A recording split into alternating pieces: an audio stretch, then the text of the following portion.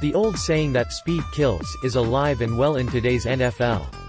Teams that have it thrive, teams that don't, suffer.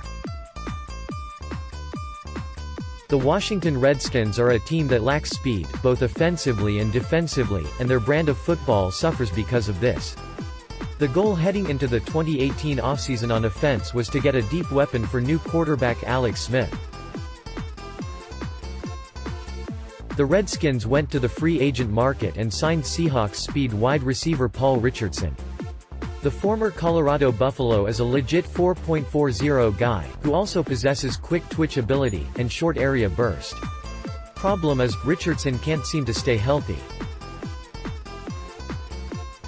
The diminutive 6 feet 0 inches 183-pound wideout played in just 6.5 games with the Redskins, totaling 20 receptions for 262 yards and 2 touchdowns before being shut down for the season.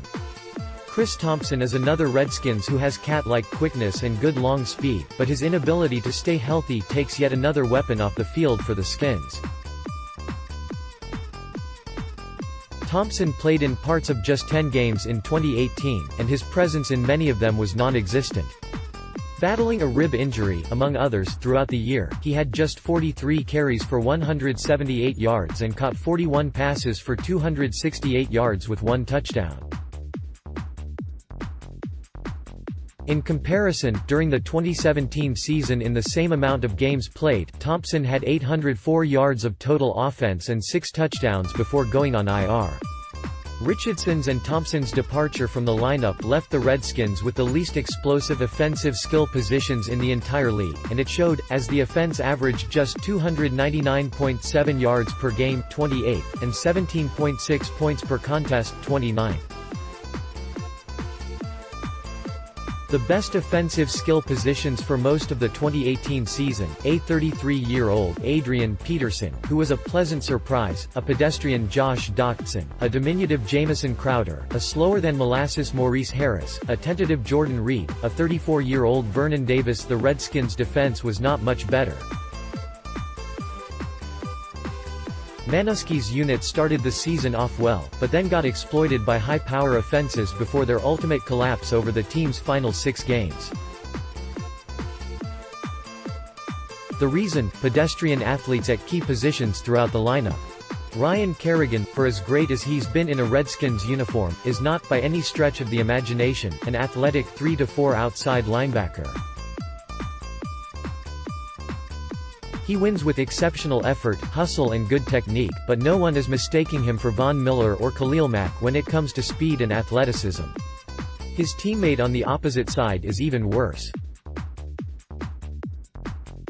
Preston Smith might be a similar athlete to Kerrigan, but he lacks the discipline, motor and technique of the multi-time Pro Bowler.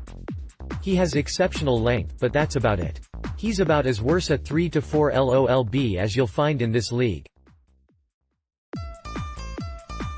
Could he be a decent 4-3-7 technique defensive end? Possibly. But wait, it gets worse. At the Mike linebacker spot, you have Mason Foster, who can't even get out of his own way. Talk about pedestrian. Foster is about as bad as you'll see for one of the most important positions on the football field for a defense. He has poor speed, no quick twitch, can't redirect, can't cover tight ends or running backs, and can't stop opposing runners from getting the edge when they break contain. He was, by far, the biggest liability on the 2018 Redskins defense. The secondary, when fully healthy, isn't too bad in the speed category, with one exception, Josh Norman. At this stage of his career, Norman is a zone corner. He does not have the speed to trail a team's #1 wide receiver, when that team's player is a Odell Beckham, Julio Jones or T.Y. Hilton. Norman is still a very physical CB, but he's best in a cover 2 or man-over look where he can have deep help if needed. The Redskins need to focus on speed on both sides of the ball this offseason.